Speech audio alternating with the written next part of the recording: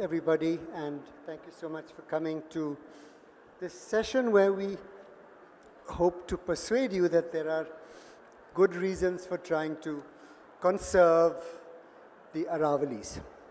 And I'm going to begin by telling you very briefly about how when I live in Delhi, right?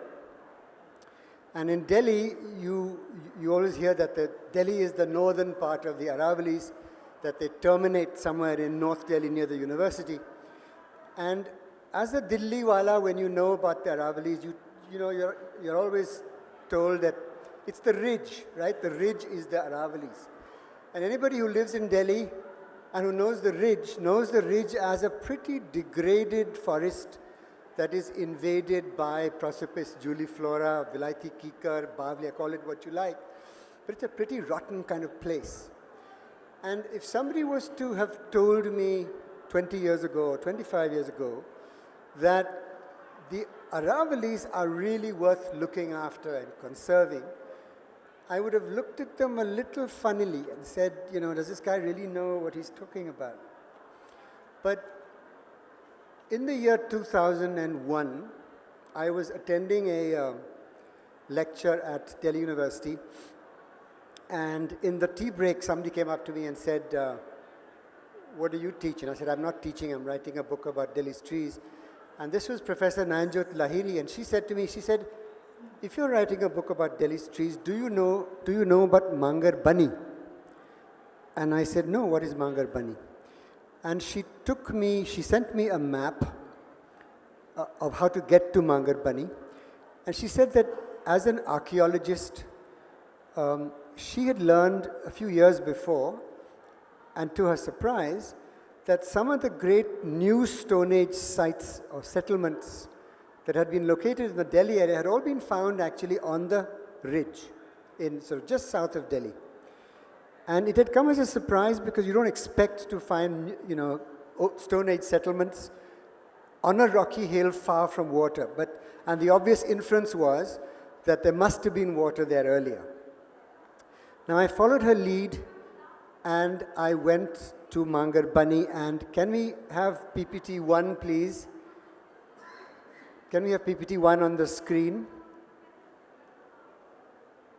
Hello, can we have PPT 1, please?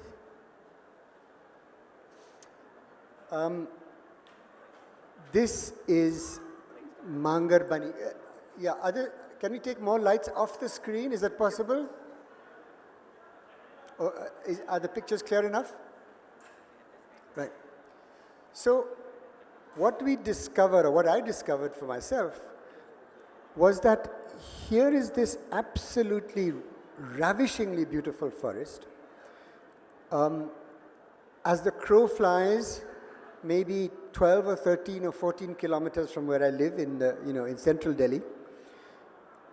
And it was the first time that I actually saw what a more or less pristine Aravalli forest looked like. And it took my breath away, quite frankly. And from that time onwards, I started doing walks in Mangar Bunny. I started trying to understand how Mangar Bunny had come about. I learnt that there was a Gujar community of pastoral people who had actually put it out that even to break a single twig of any of these trees in Mangar Bunny would invite divine retribution. And therefore, the pastoralists themselves, who were Gujars, it was the case of the Chor becoming the Kotwal, right? The very people who were protecting it were also the people who potentially could have damaged it. So you had this beautifully conserved natural forest dominated by one particular tree called Dho in Delhi. The same tree is called Dhok in Rajasthan, and botanically Anogeisys pendula. Can we go to the next slide, please? Now, what is absolutely astonishing about this particular tree is, first of all, just these amazing cumulus-like billowing canopies that you see at the time of year when it actually puts out new leaf. Can you have the next slide? What I also discovered fairly early on Next slide, please. What I also discovered fairly early on was that this tree, when it's browsed by an animal, when the leading shoot is actually nibbled, then the hormones get distributed to side shoots and it starts spreading laterally and covering the rocks like you see in this picture. Can I have the next slide, please? So there might be a dry time there when it looks like this, but essentially you've got these wiry branches of a nibbled tree that become like a prostrate shrub. I mean, absolutely gorgeous looking. Next slide, please. And one of the more interesting things I discovered about this tree was that it actually forms clonal colonies, which means that a single tree will tend to send out shoots underground. They're called runners. And from these runners, you get new trees arising, but they're not different trees. They share the same DNA as the first tree, so they're actually parts of the same tree. And in theory, you could have a single clonal colony of thousands of trees which are actually one individual tree. So some of the giant organisms, some of the biggest creatures on Earth could be a Dhor tree. So once I discovered, can I have the next slide, please? That's it, sorry, the last slide. So once I discovered Mangar Bunny and began to see for myself how incredibly the Aravallis were, and as I got to understand this tree better, I also realized that the dhok tree doesn't grow anywhere else except on the Aravallis. There's a small section of the Vindhyas where they actually cross the Aravallis, where the dhok also grows. But there's something about the Aravallis, something about the soil and the minerals perhaps, that actually make this tree to be found here and nowhere else. Now, I'm going to show you a brief 5-minute film that we commissioned for an exhibition we had recently in Delhi that just gives you a sense of what the northern Aravallis in the Delhi region are like. Can we have the film, please? Film, please.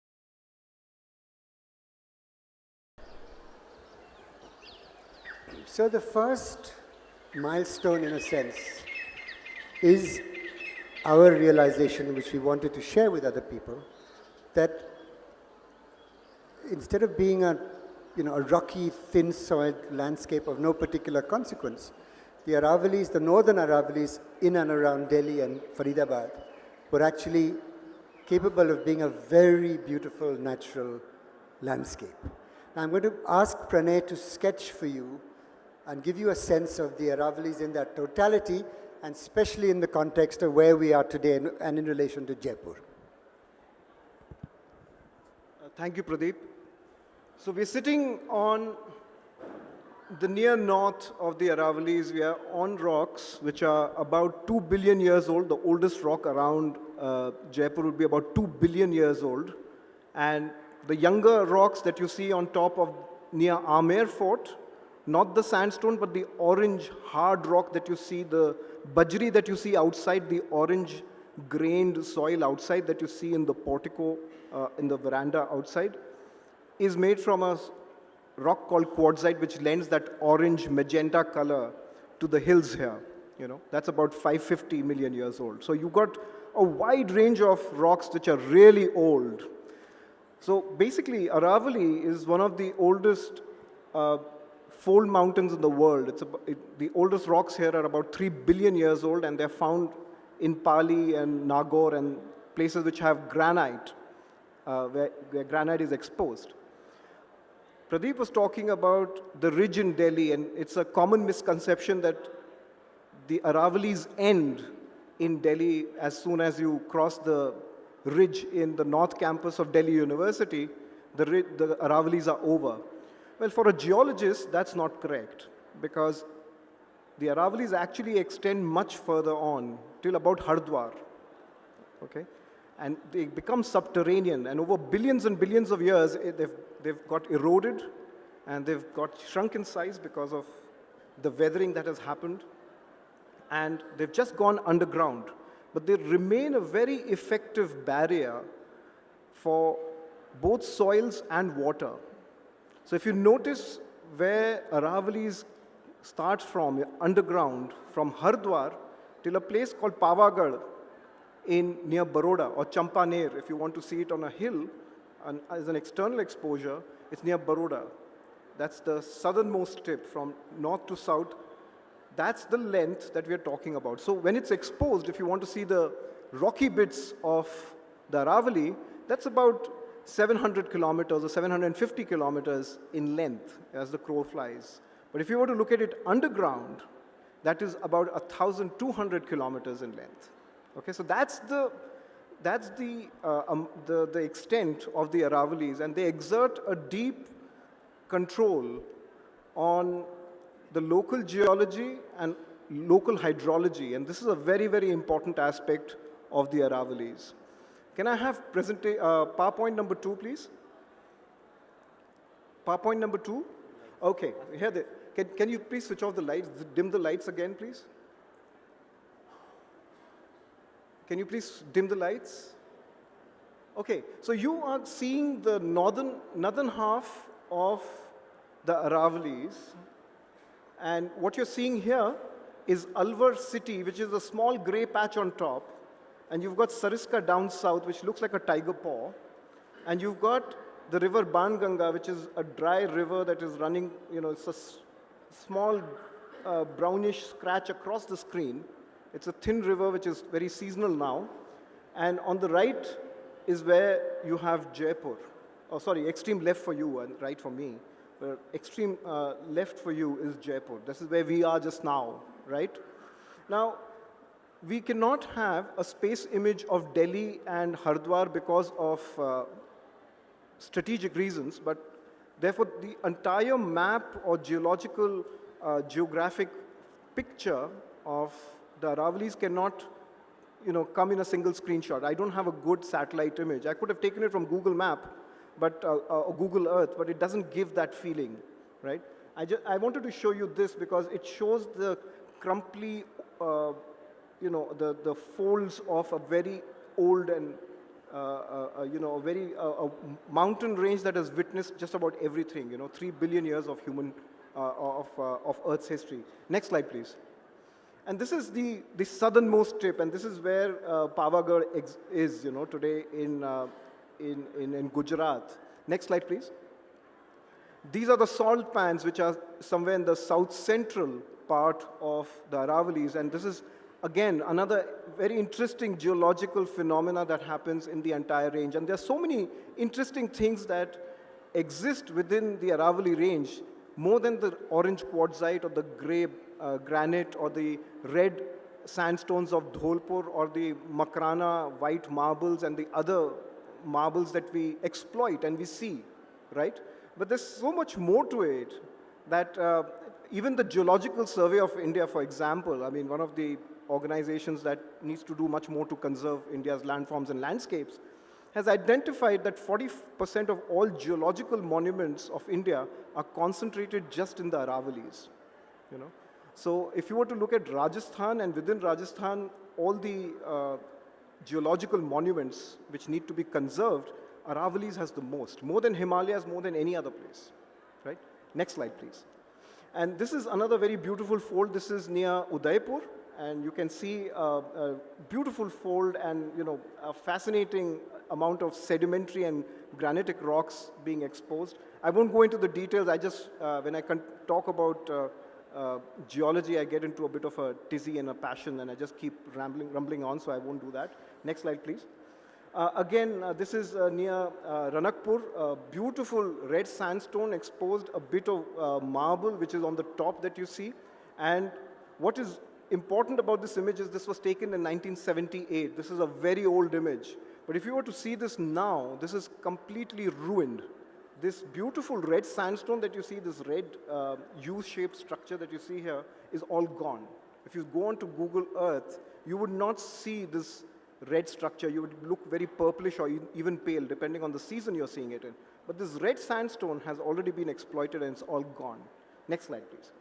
I just want to take you into a brief cross-section, because as a person who loves rocks, I like to travel deep under the earth and try understanding what's there inside it. And I think a simple drive between Gurgaon and Delhi, and this is starting from people who know Delhi, I'm starting from somewhere in the middle of Gurgaon and going to where the parliament exists. The deep brown part below is the granite, which is the oldest rock on which is the basement, the pedestal on which the Aravallis exist. The orange bits that you see, which are deep orange bits, is this old Precambrian sandstone, which is about a million to about 550 million years old. And this got heated by hydrothermal vents, basically magma coming from below and the water, action of water heating the sandstone, creating something which lends that maroon orange stone, that hard stone that we see in Amer Fort, for example, which is called a quartzite, which actually is very distinctive and lends the character to Aravallis. So just a very simple cross-section that I wanted to show you to tell you that just even in a place on which you stand today, there's immense diversity in terms of rocks and in terms of minerals. Next slide, please. When I talk about minerals, just one simple slide to show you what we can see even in a single rock. This is a rock that is exposed somewhere in Faridabad, and if you look at this cross-section, in the center it is an iron magnesium-rich core, and as it got heated, it liberated the lighter materials, the lighter minerals migrated outwards. It's like a filter paper. Many of us, when as children, used to, play around with the filter paper and chemical reagents in our chemistry labs, right? So we would put chemicals in the center and wait for it to spread. But if you put a drop of alcohol last, and after putting 2 or 3 drops of different chemicals, you would see a beautiful design happening. You could actually see it on a rock. Now look at the beauty, look at the colors here. You've got reds, you've got orange, you've got maroon, and you've got black, right? And this is right here in the Aravallis. Next slide, please. This is a slide which Pradip has shown. This is his picture. This is, again, a different colored quartzite. The quartzite that you see here is orangish, reddish, maroonish. In Faridabad, it's grayish. Next slide, please.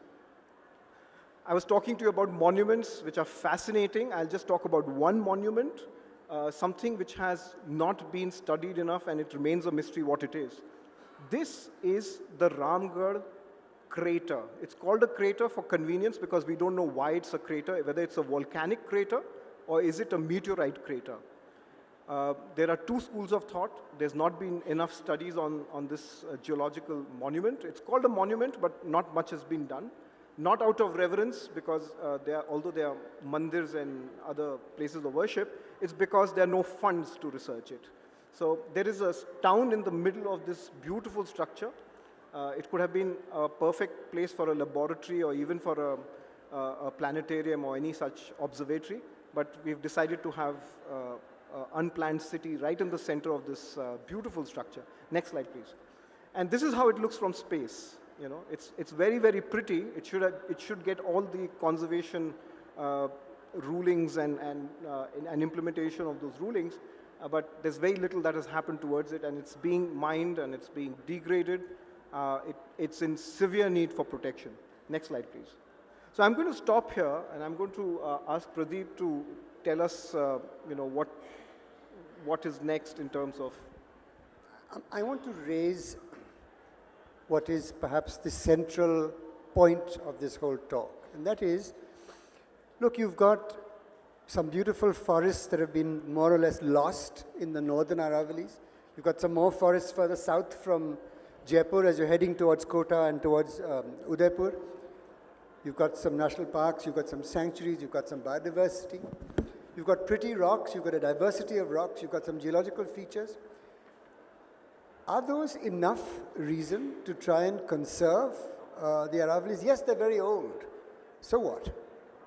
So, just from a devil's advocate point of view, I want to raise the issue of what is it that makes it important or compelling for us to try and actually conserve something, especially when there are competing demands for the same resource. Now, I'm sure somebody here could argue that, look, we are mining the mining is not allowed in the Delhi area by Supreme Court order.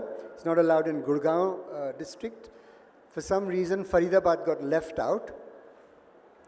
Mangarbani, which I showed you earlier in the beginning, is an area that a lot of us who are conservation-minded have tried to protect by celebrating it, by saying that, look, this is the last little green jewel that's left of this particular part of the Aravallis. Can we try and protect it? And the Haryana government has actually refused to do so. They've tried to actually change the land use. They have even refused to acknowledge that it falls within the dictionary meaning of a forest, which is just, to my mind, crazy. But to go back to my devil's advocate argument, all right, so you've got a pretty forest. You've got some animals. You've got some diversity of minerals, perhaps. Is that enough reason to try and conserve the Aravallis? Now, before I come to what I regard as being the clinching argument, and an argument that's going to surprise you all, I assure you, I want Pankaj to come in here as somebody who works intimately with the whole concept of biodiversity and protection and conservation, and give us your take on this, and then we'll go to Pranay, and he's going to talk about this.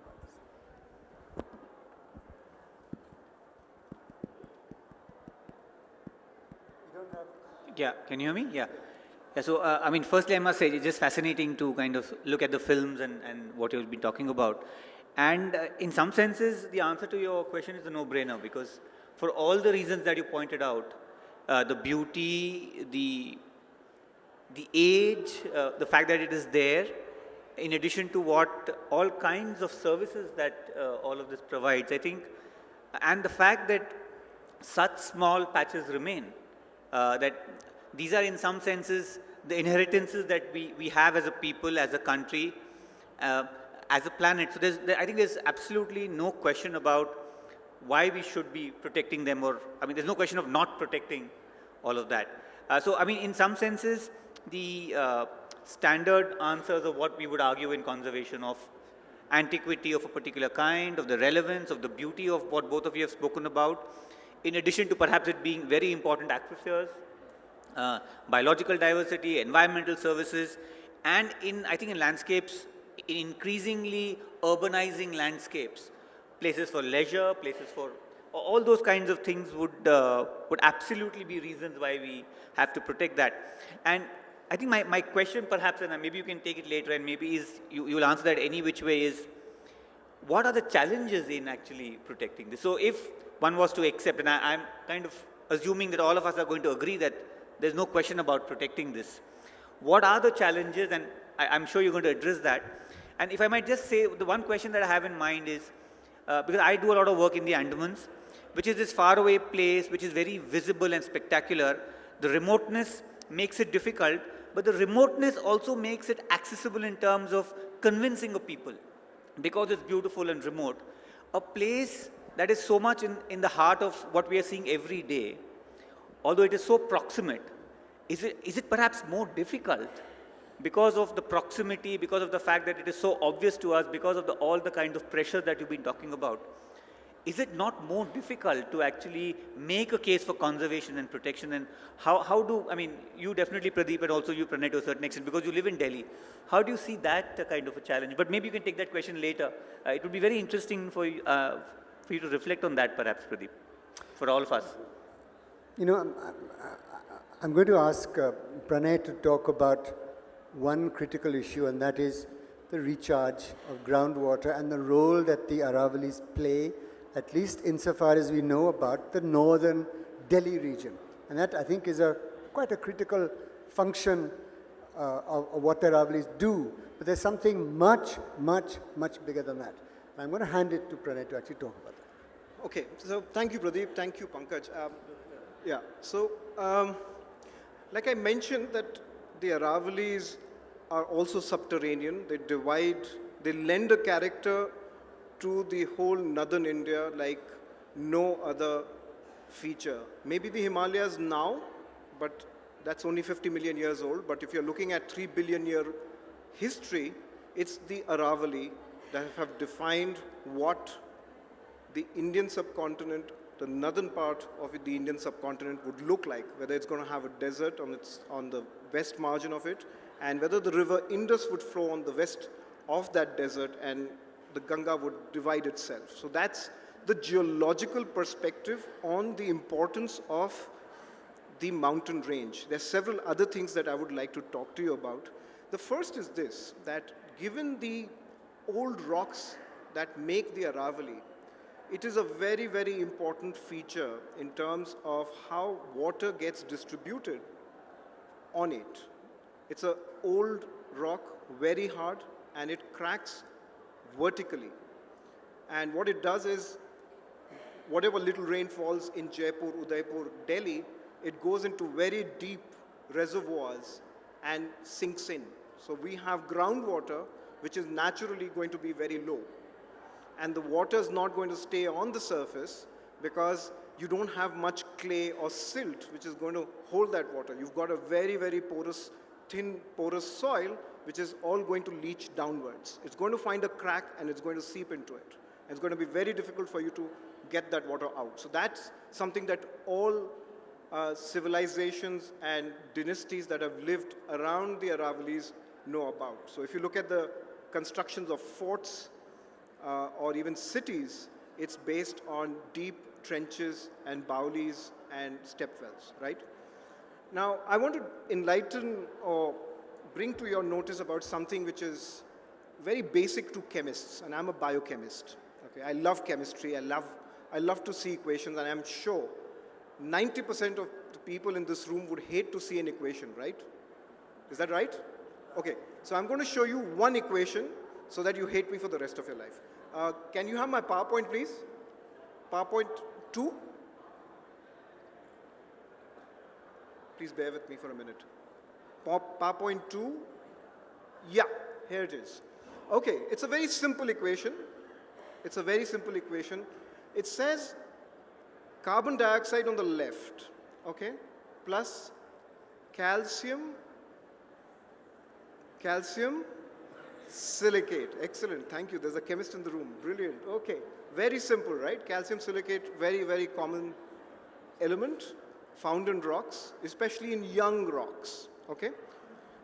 Himalayas, the young rock of the Himalaya have a lot of calcium and magnesium silicate.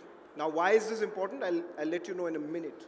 But what happens is, if you pass water over it, it creates granules of calcium carbonate and releases it into silica oxide, or silicon oxide, or silica, right?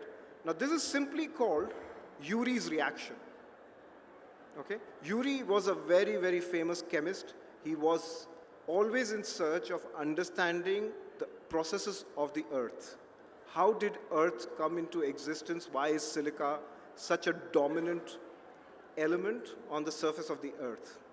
Okay? He was earlier in Chicago, then he moved to New York, and he came up with some brilliant ideas which actually created a sub-discipline within geology called biogeochemistry. So he's actually the father of biogeochemistry. And this book is a very, very simple book to read for non-geochemists.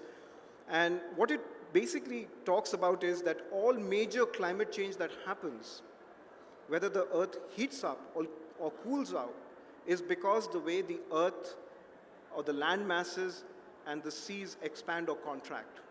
How new land is created, or how much land gets subducted into the seas. So, to put it very simply, if land is getting subducted, what subduction means is you've got a big land mass and you've got another land mass sinking under it. Okay? So the size of the land is reducing. Okay? But there's new rock being created. That's what is happening, right? The Indian subcontinent, the triangular piece, has banged into Eurasia 50 million years ago to create the Himalayas and the Shivaliks. And you had a young river called the Ganga and the Brahmaputra and the Indus, okay, that came into existence. In its place, you're getting young rocks because of the collision and the rubbing of the plates. You're getting young rocks, which are the granites, and different other types of granites called granitoids and several other names, which are very rich in silica.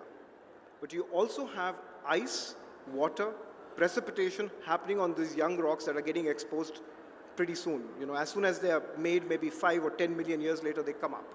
They get raised because they're being pushed, and there's newer rock forming underneath. This relatively young rock gets exposed, and the silica leaches out because of this reaction. So this morning, Victor Mallet was saying about something. I don't know how many of you were there for that. Yeah, great. So Victor Mallet was saying that the British ships would take water from Calcutta and it would not rot, you know, water from the Ganges. And if they got water from the Thames or whichever port in the UK, the water would start rotting, the fresh water. And even our nanis used to say, or dadis used to say, Ganga ka pani kabhi kharab nahi hota hai. Correct? Right? Now this is the reaction which explains that. Silica-rich water deters the growth of microorganisms, okay? But if there is carbon and there is a reaction with water, it creates this complex of calcium carbonate which sinks down. And now imagine this reaction happening in the river Ganges, okay? Your sediments are getting carried down the river into the Sundarbans. There's a massive flood. There's a massive amount of water coming during the monsoons, and your calcium carbonate from the previous season or even the more recent season of monsoons, it gets pushed near the Sundarbans and down, okay? Now what is unique about Ganga? One, it is a very powerful river. It runs along a very young mountain which is made out of granite, okay? And the third feature, which is very, very important and very few rivers have it, is that although Ganga has a very flat-looking delta, you know, full of mitti and silt and all that you think that it has, excuse me, there is a very, very big maze of canyons just out of the mouth of the Sundarbans. A massive maze of canyons that has not been studied. Only very few scientists globally have been studying it. There's very little funding about this. And why are we interested in this maze of canyons is because they're very deep, and the calcium carbonate that is coming from there and the other calcium bicarbonates and complex carbonates of calcium and other salts are coming and getting a deep deposition into the sea. What this means is that carbon gets a deep burial. Now, what this actually means is that carbon gets fixed for millions and millions of years, and it will take several million years for it to come out, to get released in any form, whether it's in form of seashells. Speak to any expert who's an expert on seashells, and he will tell you the Bay of Bengal is rich with a variety of seashells. Okay? And one of the reasons is because there is such high amount of carbon dioxide, available carbon dioxide for these mollusks at the base of the seas, that they can generate a lot of varieties of seashells. That's just one example. I'm coming to my point now. What I'm trying to say here is that deep carbon burial is the secret for preventing climate change. And Ganga, by itself, fixes or buries about 10 to 22% of all the carbon in the world. Just one geological feature, just one. Not the Brahmaputra, no longer the Indus. Indus used to be a very powerful river, okay? But now the Ganga is a more powerful river in terms of volume, okay? If you were to look at the Bengal fan, I have an image of it. Can I have the next slide? And I would like to show that to you. Okay, this is my slide.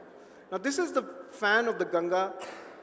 Pankaj, you can see the Andaman Islands there. It's very faint, but you can see 2 or 3 concentric lines below which says the Eastern Ridge, and on the right of that are your islands, if I can say that. But what I'm trying to show you here is the depth. There's a huge, I mean, this is a very simple map. If you were to draw all the canyons, it would look like a fingerprint. It would be very, very complicated, okay? What we're trying to do is an average depth of the ocean. Now, considering that India has met with Asia or collided with Asia so recently, you've got a very deep basin on your right, on the east of India, right? And all your sediment is getting deposited there. Now, what did Yuri tell us? That if continents submerge a lot of sediments, there will be cooling. The collision of India with Eurasia was the cause for the new climatic order. It gave rise to the new modern mammals, the new varieties of flowering trees, and the trees that we see today, all these magnificent trees, the rise of the birds, the diversity of birds that we see, but also a permanent ice cap in the Antarctic. Before 38 million years ago, there was only sporadic ice cover in the Antarctic. Antarctica is the single most important landmass which determines the climate of the entire globe. The reason is this. I don't know, many of you may not have read my book, especially the end notes. It explains it there.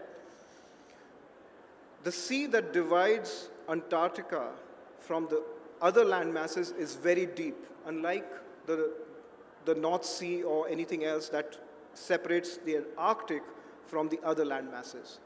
This creates a deep circumpolar current. It causes mixing of cold currents with warmer currents that are coming from the equator more efficiently than what the North Pole can do. Okay? Remember, the North Pole is broken up. Iceland, Greenland, Russia, all the other land masses are broken up. Antarctica is massive. Antarctica also has the highest average elevation among all continents. It might not have the highest peak, but it has so many ranges which have, 6,000 meter high peaks, and there's so many of them, that it also keeps a permanent ice cover for that reason as well. Okay? Now my point here is, the Ganga is a very, very important feature for conserving or burying of carbon. But what has it got to do with Aravali? The question that Pradip has been, waiting with bated breath that I answer. And I'm going to tell you that. I mentioned to you that Aravallis have a fantastic variety of granite and granite-like rocks. They may seem dead. We've been harvesting them. I mean, you go to Pali, you go to Nagaur, you go to Jalavar, you go to all these Jalore, yeah. I mean, they've been gouged. They've been pillaged. They've been raped, and it's only for extraction of minerals, right? I mean, somebody gets granite out of it, and small mine owners. You'd be very surprised to know this, that if you were to go to the main bazaar in Biawar, all the mines that are owned in Biawar district are by the sari shop owners or the tea stall owners. They have it under their name. And I'm not joking, I'm not kidding. You just need to go to the Rajasthan State Mining Department's website and see their permanent addresses. It's all the sariwalas. And I'm not saying it's right or wrong. I'm not making that value judgment, but I'm surely concerned about the standard operating principles, whether they are aware of those, whether they know the limits of extraction, whether they're doing it the right way. Now, my point being here about granite is this, that the future of all carbon fixing is going to be through biogeochemical engineering. Okay? And granite is going to play a very, very important role. With such variety of granite, especially in Jalore, Nagaur, Pali, very high in silica, very high in schist, very high in mica. We can use this, we can manipulate this resource for fixing future carbon. And I think assimilating it's a huge point, Pranay. It's a huge, huge, huge point, But why, so the people who are saying that the way to sequester carbon is through planting forests, are they wrong? I think you're completely wrong. The reason is this. Carbon fixing for the next 20 years, by the time a tree grows or a forest regenerates or you grow a grassland, it stays on the surface, right? Even if you cut it and make it into a door, that door is going to be there for 100 years, right? And what's going to happen to it? It's going to go into something else, and there's going to be emission of carbon.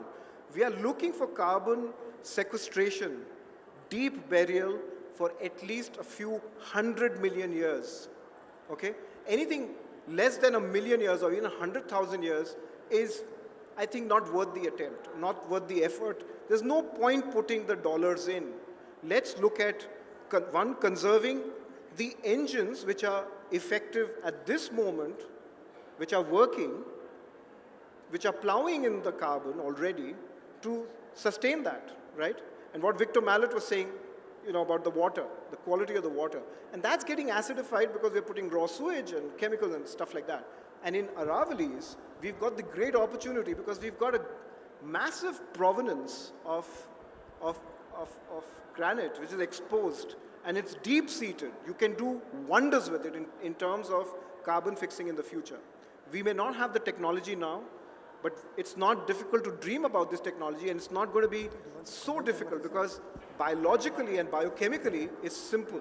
It's not so difficult to do something like this. And I think nature's already shown us the answer, because if you just simply run water over granite and you let it flow into a place where it can go get a deep deposition, you have the answer there. So, and the body of work which talks about the work on the Ganga is a handful of scientists. They're all French and a few other collaborators, and they've been working for more than 3 decades. The papers that they've published are in the best journals in science: Nature, Science, Scientific American, Journal of Geology, the best in the business. The problem is they're not getting noticed. Thank you, Pranay. That's, I want to say thank you because you've actually said something of such immense importance that, it swept me off my feet.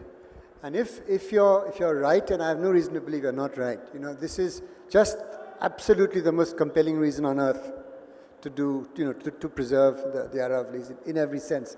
Now, we want to open the discussion up for questions. So will you please raise your hands and the mics will go around. We'll field one question at a time. Pranay, if that's okay? Huh?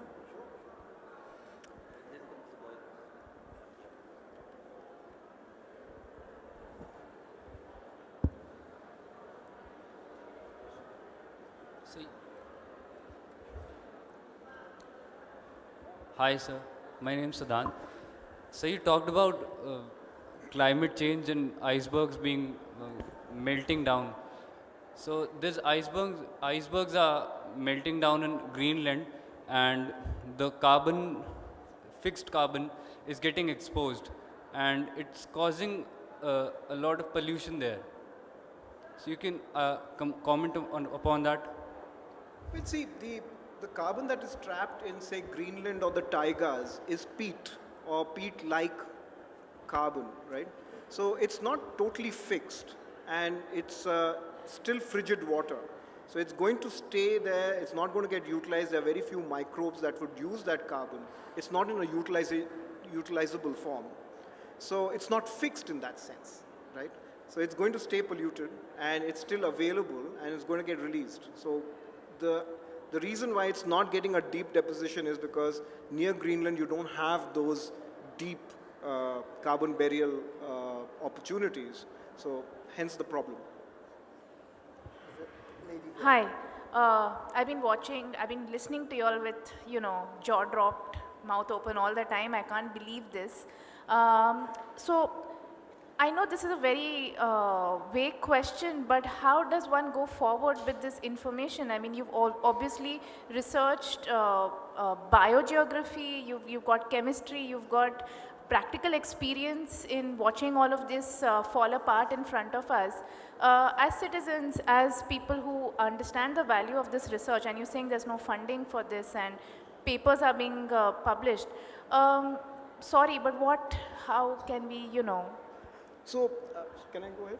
So, I think the first way to get started is that, we need a handful of people who are committed and they want to bring this up in each climate debate that happens. Ask anybody who's making a presentation that, do you know which is the biggest emitting source of oxygen? It's like a card statement or a bank statement that you get at every month, right? So you know your debit and credit statement. What we are interested as humans, or anything that breathes oxygen, is that we are interested in production of oxygen and we are interested in what causes the mitigation of carbon dioxide, right? So these are the plus and minuses. Let me surprise you with another fact. There is one organism that was discovered in 1988 and was published only in 1992, and it is the most abundant creature in the world, and we did not know about it, and it produces 20 to 25% of all the oxygen that exists on Earth, okay? And we did not even have a name for it. And there's only one scientist who works on it, and she's an MIT. And if you were to ask most climate change scientists, they would not even know the name of this organism. It's called Prochlorococcus. Okay, just Google it. You guys are on phone. Just type it, and you will see that Wikipedia page. Prochlorococcus. Okay. Now that's producing 20% of your oxygen. And Ganga is, subducting or burying 20% of your carbon dioxide. Now the logic is simple. We need to protect both these. We need to prevent the acidifications of the oceans. We need to prevent the acidification of the Ganga, or any form of pollution for that matter, right? I mean, I think it's basic logic. But if you were to Google or search within the climate change debates, whether they are conference of parties or whether they are the UNFCCC meetings or International Panel of Climate Change, the word Ganga appears only 3 times in a fact sheet. It does not talk about Yuri's reaction, for example. It does not talk about Prochlorococcus. What they are interested in is Amazon, rightly so. Indonesian forest fires, yes, we must stop them for various reasons. But if you're talking about the larger context of budgets of oxygen and carbon dioxide, these are important factors too, right? And let me tell you why this is why this is so. I think it is very convenient. Oil companies consulting groups that manage carbon trading out of Chicago and New York and London find it very comfortable to talk about this whole game. Oil companies sit on the tables for negotiation, and all the major polluters, the coal companies, for example, the mining companies, sit at the negotiating tables of climate change. There could be nothing more perverse, nothing more ridden with conflict of interest than this. We'll have to first tease that out. They cannot be polluting and deciding policies for the global agenda and for nations at the same time. I think that is absolute no-no. We need to get all these polluting companies out of climate change discussions.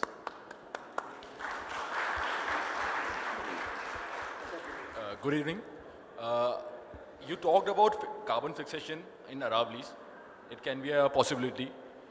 Can Chambal River, which runs almost parallel to the Aravallis, be a part of it? Because ultimately the water flows into Yamuna, then into Ganga, and becomes a part of the whole system.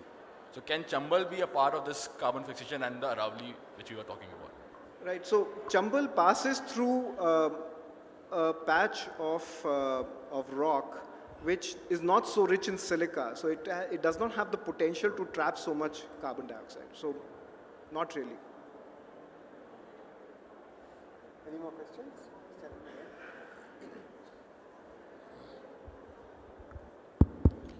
Sir, good afternoon. This is Hemant. As you said that Haryana government does not agree to your point.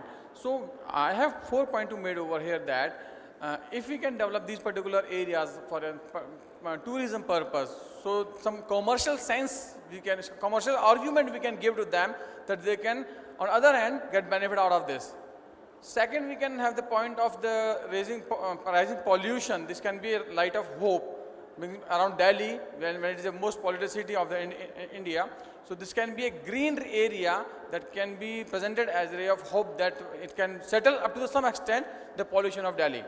Third, can we go for some legal aspects that if it is a part of nature and ecosystem, so some legal options can be opted over there.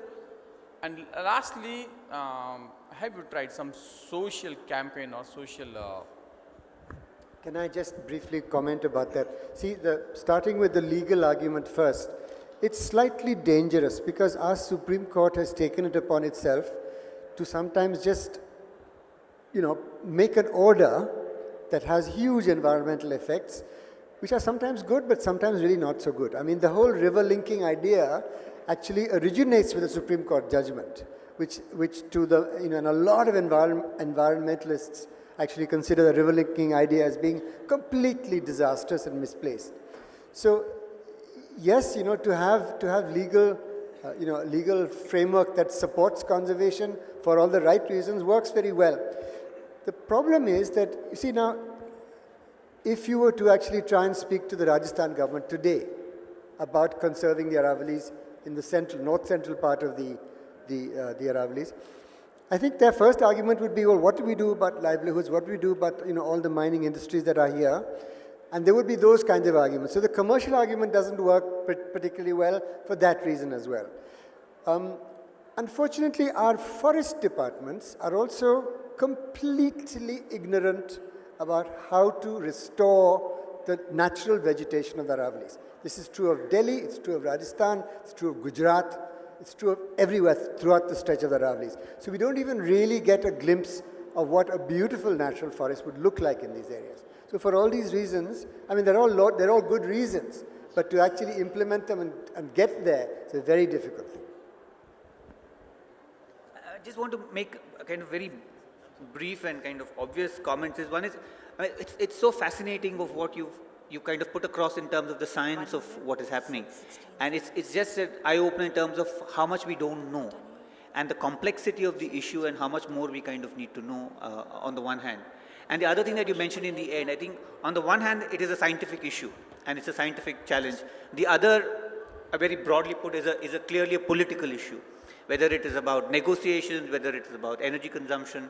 So I think in a larger context, and I think it's an obvious thing that I'm saying, but there have to be 2 or 3 parallel tracks of how we engage with these things.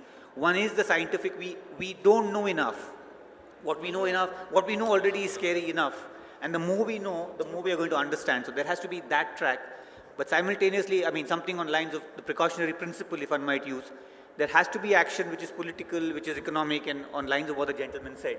A range of things that we need to work. But it's really striking of how much we don't know and how much there actually might, we don't know what else might be there that's kind of causing the problem or has a solution in that kind of sense. So a very fascinating scientific thing out there.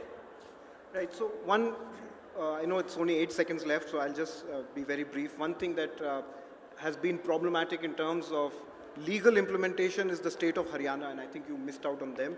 The one way forward in terms of legal implementation is ask Geological Survey of India if they have identified geological monuments within the Aravallis, why are they not protecting it? You know, and what is it going to do to conserve the rest of the Aravallis? I think there has to be a geological action plan, a landscape, a landform action plan of what they are going to do in terms of how the Aravallis look in the next 100 years.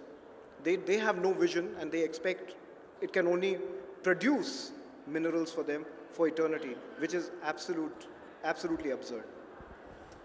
Thank you, Pranay, and thank you, Pankaj. I think this issue is really what Pranay has said tonight about deep carbon burial being a crucial issue for the whole planet is something we all need to actually take on board and apply it to issues like the preservation or the conservation of the Aravallis. Thank you so much for coming.